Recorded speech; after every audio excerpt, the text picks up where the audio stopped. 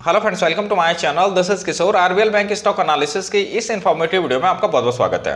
Friends, अगर आपके पास में आरबीएल बैंक की होल्डिंग है या फिर आप फ्रेश इन्वेस्टमेंट करना चाहते हैं लॉन्ग टर्म या शॉर्ट टर्म के लिए या फिर इंट्राडे या ऑप्शन प्ले करते हैं आरबीएल बैंक में, तो सारी इन्फॉर्मेशन आपको मिलेगी। वीडियो में आप बने रहें। वीडियो पसंद आए तो definitely hit the like button, subscribe channel and press bell icon for quick notification. चलिए शुरू करते हैं। सबसे पहले मंथली टाइम फ्रेम में यहाँ पे प्राइस एक्शन देखते हैं। मंथली टाइम फ्रेम यानी कि एक कैंडल यहाँ पे एक महीने को रिप्रेजेंट करती है। तो अगस्त 2016 में कंपनी यहाँ पे एक्सचेंज में लिस्ट हुआ है। आरबीएल बैंक 272 के प्राइस के आसपास में अगर आप देखें तो यहाँ पे लिस्टिंग हुई है। काफी कम समय में स्टॉक यहाँ पे 272 से लेके 600 रुपए और 90 पैसे तक पहुंचने में कामयाब रहा। मई 2017 में स्टॉक ने यहाँ पे 600 रुपए और 90 पैसे का यहाँ पे हाई मार्क किया, लेकिन यहाँ से अगर आप देखें तो स्टॉक प्राइस में हल्की यहाँ पे गिरावट हमें जरूर देखने को मिली, लेकिन 450 के लेवल पे स्टॉक यहाँ पे सपोर्ट देता हुआ नजर आया। मल्टीपल टाइम ये लेवल यहाँ पे टेस्ट होने के बाद में फिर से स्टॉक प्राइस में यहाँ पे तेजी देखने को मिली। अगस्त 2018 में स्टॉक ने पिछले हाई जो कि 600 रुपए और 90 पैसे का था, इस हाई को यहाँ पे ब्रेकआउट किया और अगस्त 2018 में 651 रुपए 15 पैसे का नया हाई मार्क किया। लेकिन अगर यहाँ से देखें आप तो ट्विटर स्टॉप की इन्फॉर्मेशन हमें यहाँ पे देखने को मिली, कैंडल इन्फॉर्मेशन यहाँ पे देखने को मिली। यहाँ से स्टॉक प्राइस में शार्प गिरावट देखने को मिली। फिर से अगर आप देखें तो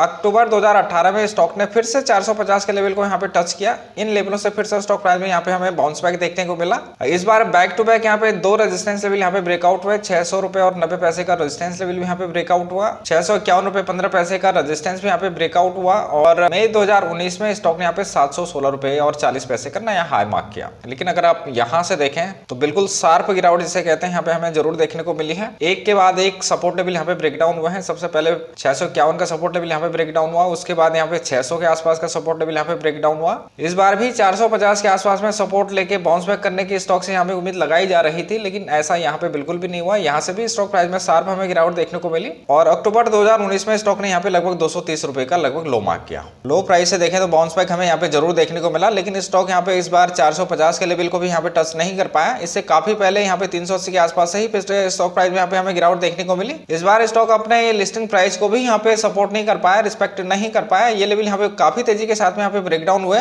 और मई 2020 में स्टॉक ने यहाँ पे 101 रुपए 55 पैसे का लो मार्क किया। लो प्राइस से देखें तो स्टॉक प्राइस में यहाँ पे हमें तेजी जरूर देखने को मिली। जनवरी 2021 में स्टॉक ने फिर से यहाँ पे 272 के प्राइस को यहाँ पे टच करने की जरूर कोशिश की, लेकिन इन स्तरों पे स्टॉक यहाँ पे सस्टेन नहीं कर पाया। अब फिर से स्टॉक में यहाँ पे तेज गिरावट हमें देखने को मिली और फिर से स्टॉक यहाँ पे अपने सपोर्ट लेवल 101 के आसपास में यहाँ पे आता हुआ हमें नजर आया। लेकिन अगर हम लास्ट महीने की बात करें, यानी कि इस साल से अगर हम शुरुआत की बात करें, जनवरी 2022 की बात करें, तो अब यहाँ से स्टॉक प्राइस में अब यहाँ पे इस महीने देखें अगर आप तो यहाँ पे तेजी बनती हुई जरूर नजर आती है। तो मंथली टाइम फ्रेम को अगर आप देखते हैं तो यहाँ पे कुछ ना कुछ बैंक के अंदर में कुछ ना कुछ प्रॉब्लम यहाँ पे जरूर नजर आती है।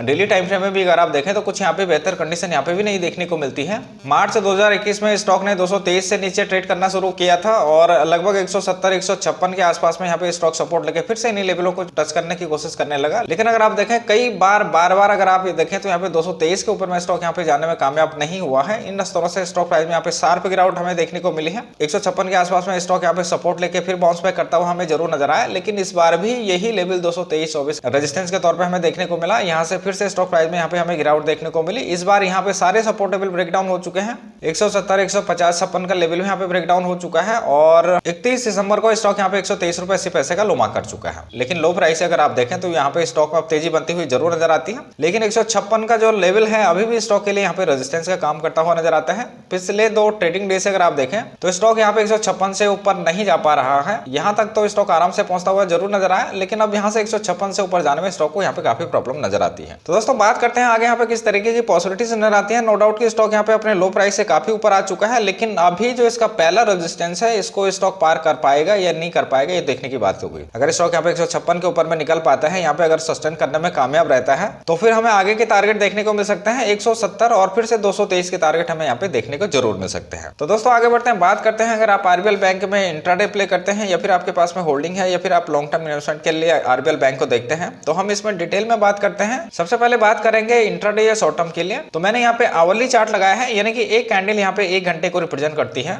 तो पिछले 2 ट्रेडिंग डे से अगर आप देखें तो स्टॉक एक चैनल में यहाँ पे फंसा हुआ नजर आता है। 158 या 159 से लेके 152 के आसपास में यहाँ पे बीच में यहाँ पे ट्रेडिंग होती हुई नजर आती है। तो वीक के जो बचे हुए ट्रेडिंग डेज हैं, अगर जिस साइड में लाइन ब्रेक होती है उसी साइड में मूवमेंट आपको जरूर यहाँ पे देखने को मिल सकती है। तो बात करें कल इसमें किस तरीके से आप ट्रेड कर सकते हैं, तो डिपेंड करेगा कि कल किस तरीके से यहाँ पे ओपनिंग होती है। तो यहाँ पे 3 ही कंडीशन हो सकती है, या तो स्टॉक यहाँ पे फ्लैट के आसपास आसपास में ओपन होगा या फिर इसमें गैप अप ओपनिंग होगी, फिर इसमें गैप डाउन ओपनिंग होगी। बात करते हैं पहले सिनेरियो की। अगर स्टॉक यहाँ पे फ्लैट है, फ्लैट के आसपास में ओपन होता है और ओपन होने के बाद में अगर स्टॉक यहाँ पे 158-59 की तरफ जाते हैं तो हम यहाँ पे सेल का ट्रेड लेंगे। 1 से 1.5 रुपए का यहाँ पे स्टॉप लॉस होना चाहिए, 1:2 यहाँ पे टारगेट होना चाहिए। या फिर अगर स्टॉक यहाँ पे फ्लैट ओपन होने के बाद में अगर इस लाइन को यहाँ पे ब्रेक डाउन करता है, 152 से नीचे उतरता है, तो हम इसको यहाँ पे शॉर्ट कर सकते हैं। 1.5 रुपए का यहाँ पे स्टॉप लॉस होना चाहिए, 1:2 यहाँ पे भी टारगेट होना चाहिए। बात करते हैं दूसरे सिनेरियो का। अगर स्टॉक यहाँ पे गैप डाउन ओपन होता है, यानी कि स्टॉक लगभग 153 या 152 के नीचे यहाँ पे अगर ओपन होता है और ओपन होने के बाद में अगर इस लाइन को यहाँ पे ब्रेक करता है, यानी कि 152 से नीचे स्टॉक अगर यहाँ पे आता है, तो हम यहाँ पे सेल का ट्रेड ले सकते हैं। 1 से 2 रुपए का यहाँ पे स्टॉप लॉस होना चाहिए, 1:2 यहाँ पे भी टारगेट होना चाहिए। और स्टॉक में अगर यहाँ पे गैप अप ओपनिंग होती है तो हम इसको फिर यहाँ पे अवॉइड कर सकते हैं। तो दोस्तों आगे बढ़ते हैं, बात करते हैं अगर आपके पास में आरबीएल की होल्डिंग है तो आप यहाँ पे देखिए स्टॉक अपने सारे बड़े टाइम फ्रेम के मूविंग एवरेज से यहाँ पे भी नीचे ट्रेड कर रहा है। देखें तो काफी यहाँ पे नीचे ट्रेड कर रहा है। 200 डेज के मूविंग एवरेज के लेवल की बात करें तो 192 का लेवल यहाँ पे कैलकुलेट होकर आता है। 100 डेज के मूविंग एवरेज का लेवल यहाँ पे 181 और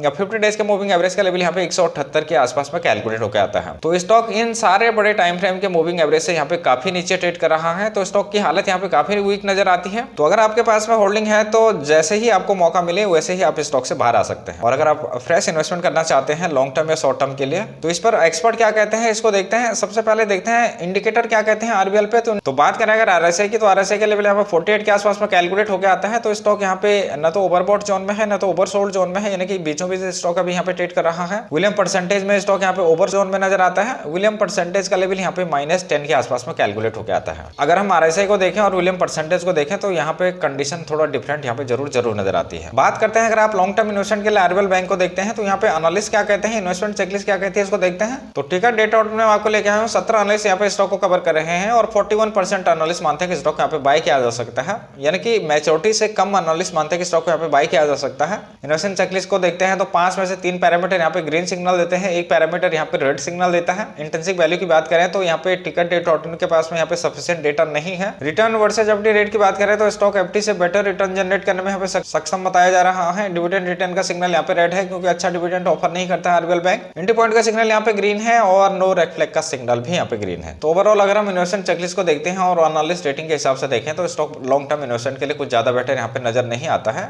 स्टॉक की अगर हम रिटर्न हिस्ट्री को देखें, बात करें इसके मैक्सिमम टाइम की, मैक्सिमम टाइम यानी कि अगस्त 2016 से देखें तो यहाँ पे 48.26% के यहाँ पे नेगेटिव रिटर्न है, यानी कि इन्वेस्टर का पैसा यहाँ पे आधा हो चुका है। पिछले एक साल में देखें तो यहाँ पे भी 36.50% के नेगेटिव रिटर्न है। पिछले महीने की अगर हम बात करें तो पिछले महीने में यहाँ पे 16.51% की नेगेटिव रिटर्न है। पिछले अगर हम हफ्ते की भी बात करें तो पिछले हफ्ते में यहाँ पे 15.03% के पॉजिटिव रिटर्न है। और लास्ट ट्रेडिंग डेज की अगर बात करें तो आज भी स्टॉक प्राइस में यहाँ पे हमें गिरावट देखने को मिली। स्टॉक यहाँ पे 0.83% गिरावट के साथ में 155 रुपए 20 पैसे के ऊपर में यहाँ पे क्लोज हुआ है। तो ओवरऑल अगर हम रिटर्न हिस्ट्री को भी देखते हैं तो काफी बेकार रिटर्न हिस्ट्री यहाँ पे हमें देखने को मिलती है। आगे बढ़ते हैं दोस्तों, इसके क्वार्टरली रिजल्ट को देखते हैं। तो जून क्वार्टर और सितंबर क्वार्टर की अगर हम बात करें जून क्वार्टर की, तो जून क्वार्टर में कंपनी ने यहाँ पे 2025.83 करोड़ का रेवेन्यू जनरेट किया, जिसमें से कंपनी को 459.47 करोड़ के यहाँ पे नेट लॉसेज हुए हैं। नेगेटिव यहाँ पे प्रॉफिट दिखाया गया है। सितंबर 2021 की बात करें तो रेवेन्यू यहाँ पे 1974.80 करोड़ यहाँ पे जनरेट किया गया, जिसमें से कि नेट प्रॉफिट 30.80 करोड़ का हुआ है। तो रेवेन्यू यहाँ पे हल्की गिरावट जरूर देखने को मिली है, लेकिन नेट प्रॉफिट देखें तो यहाँ पे लॉसेस की जगह अब यहाँ पे प्रॉफिट आता हुआ नजर आता है। 30 करोड़ के आसपास में यहाँ पे कंपनी को नेट प्रॉफिट हुआ है। तो अगर हम जून क्वार्टर को सितंबर क्वार्टर से कंपेयर करें तो सितंबर क्वार्टर में कंपनी की परफॉर्मेंस यहाँ पे बेहतर होती हुई जरूर नजर आती है। तो overall quarter on quarter basis पे देखें तो कंपनी की परफॉर्मेंस यहाँ पे बेटर होती हुई जरूर नजर आती है। ईयर ऑन ईयर बेसिस पे कंपनी के परफॉर्मेंस को देखें, पिछले 5 सालों की बात करें, रेवेन्यू और नेट प्रॉफिट की अगर बात करें तो 2017 में कंपनी ने यहाँ पे 3117 करोड़ का रेवेन्यू जनरेट किया था, 2018 में 4561 करोड़ का, 2019 में 6302 करोड़ का, 2020 में 8778 करोड़ का और 2021 में कंपनी यहाँ पे 8561 करोड़ का रेवेन्यू जनरेट कर चुकी है। हालांकि रेवेन्यू का ग्राफ देखें तो यहाँ पे बढ़ता हुए फॉर्म में जरूर नजर आता है, लेकिन अगर हम पिछले साल से अगर कंपेयर करें 2020 से कंपेयर करें तो 2021 में यहाँ पे रेवेन्यू जरूर कम हमें जरूर देखने को मिला है।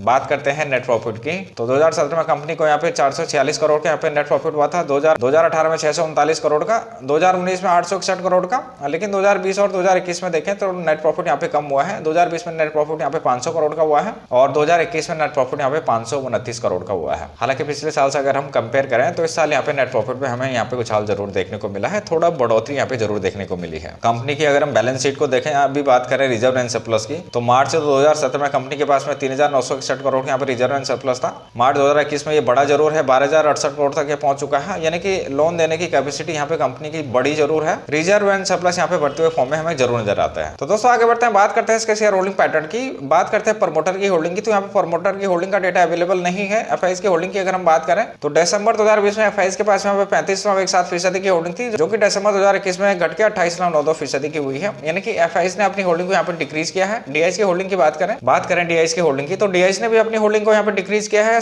दिसंबर 2020 में डीआईज के पास में 24.66% की होल्डिंग थी, जो कि दिसंबर 2021 में घट के 22.43% की हो गई है। तो डीआईज ने भी अपनी होल्डिंग को यहाँ पे रिड्यूस किया है। पब्लिक होल्डिंग की बात करें तो पब्लिक का भरोसा यहाँ पे बैंक पे अभी भी बना हुआ है। दिसंबर 2020 में पब्लिक के पास में 40.16% की होल्डिंग थी, जो कि दिसंबर 2021 में बढ़ के 48.64% की होल्डिंग है। तो एफआईज और डीआईज ने जो होल्डिंग को डिक्रीज किया है, पब्लिक ने उसी होल्डिंग को यहाँ पे इंक्रीज किया है। तो ओवरऑल अगर आप देखें तो शेयर होल्डिंग पैटर्न यहाँ पे कुछ खास बेहतरीन यहाँ पे देखने को हमें नहीं मिलता है। मैच्योरिटी शेयर होल्डिंग यहाँ पे पब्लिक के पास में 48.48% की शेयर होल्डिंग है। लास्ट ट्रेडिंग डेज में स्टॉक में हुए कारोबार की अगर हम स्थिति को देखें तो टोटल क्वांटिटी यहाँ पे 8,45,962 शेयर यहाँ पे टोटल ट्रेड हुए हैं, जिसमें से कि 2,51,420 शेयर की यहाँ पे डिलीवरी उठाई गई है। परसेंटेज में बात करें तो लगभग 30% के आसपास में यहाँ पे डिलीवरी उठाई गई है, जो कि एक औसत डिलीवरी उठाई हुई यहाँ पे नजर आती है। तो दोस्तों ये थी कुछ डिटेल आरबीएल बैंक के बारे में। उम्मीद करता हूँ डेटा आपको पसंद आया होगा, तो प्लीज लाइक सब्सक्राइब करके इनकरेज जरूर कीजिए। साथ ही अगर आप free demat trading account open करना चाहते हैं तो लिंक डिस्क्रिप्शन में है, लिंक से अकाउंट ओपन करके आप हमारे सपोर्ट ग्रुप को फ्री ऑफ कॉस्ट ज्वाइन कर सकते हैं। आप चाहें तो हमारे टेलीग्राम चैनल को भी ज्वाइन कीजिए, क्योंकि यहाँ पे हम लाइव मार्केट में भी आपको अपडेट करते हैं। तो दोस्तों इस वीडियो में इतना ही, फिर मिलता हूँ, तब तक के लिए नमस्कार, जय हिंद।